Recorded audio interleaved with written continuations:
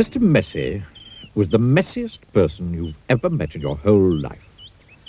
He looked messy because he was messy in everything he did. You could always tell where Mr. Messy had been because he left a trail of messy fingerprints wherever he'd been. Oh, yes, Mr. Messy was messy by name, messy by nature. Mr. Messy lived in a particularly messy-looking house. Paint was peeling, windows were broken, there were tiles missing from the roof. The flower beds were overgrown with weeds, and the garden gate was off its hinges. And had Mr. Messy cut the grass in his garden lately? He had not. One morning, Mr. Messy woke up in his messy bed, yawned, scratched, got up, cleaned his teeth, leaving the top off the toothpaste, had his breakfast, spilling cornflakes all over the floor, and then set out for a walk, tripping over a brush he'd left lying in the garden 2 weeks before. There was a wood behind Mr. Messy's messy house with the messy garden, and that's where he went for his walk. It was a particularly large wood with lots and lots of trees, and it took Mr. Messy a long time to walk through it. But he didn't really mind because he felt like walking that morning. So he walked right through the wood until he came to the other side. And do you know what he found on the other side of the wood? Mr. Messy found the neatest, prettiest-looking little cottage that he had ever seen. It had a lovely little garden with a stream running through the middle of it. There was a man in the garden clipping the hedge. He looked up as Mr. Messy approached. "Morning. I'm Mr. Messy," said Mr. Messy. "I can see that," replied the man, looking up and down. "I'm Mr. Tidy." "And I'm Mr. Neat," said another man, peering out of the house.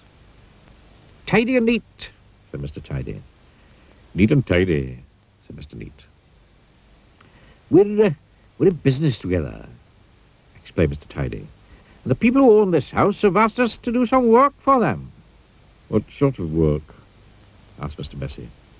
"Oh, we make things nice and neat," said Mr. Neat.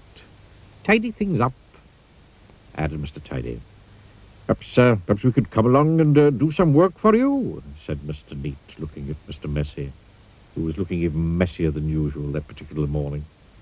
"But I know one thing is neat and tidy," said Mr. Messy, looking downright miserable at the thought of it. "Nonsense," said Mr. Tidy. "Fiddlesticks," said Mr. Neat. "But," said Mr. Messy. "Come along," said Mr. Neat. "Off we go," said Mr. Tidy. But, said Mr. Messy. "But nothing," said Mr. Neat. And bundling him into their van, which was parked behind the house, off they went to Mr. Messy's house on the other side of the wood. "Good heavens," said Mr. Neat, when he saw where Mr. Messy lived. "Good gracious me," added Mr. Tidy. "This is the messiest house I've ever seen in all my born days," they both said together at the same time. "Better do something about it," said Mr. Neat. And before Mr. Messy could open his mouth, the two of them were rushing here and there about Mr. Messy's house. Mr. Neat hoed and mowed and pruned and snipped and clipped and cleared and dug and made the garden look neater than it had ever looked before.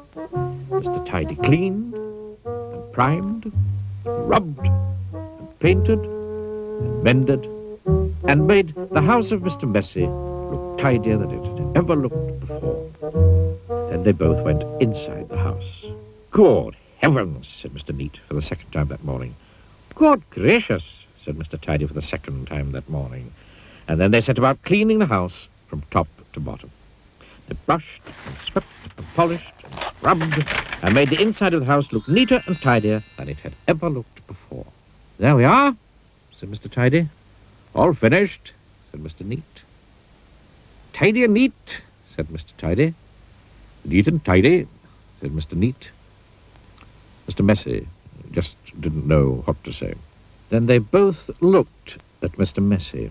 "Are you thinking what I'm thinking?" Mr. Neat said to Mr. Tidy. "Precisely," said Mr. Tidy.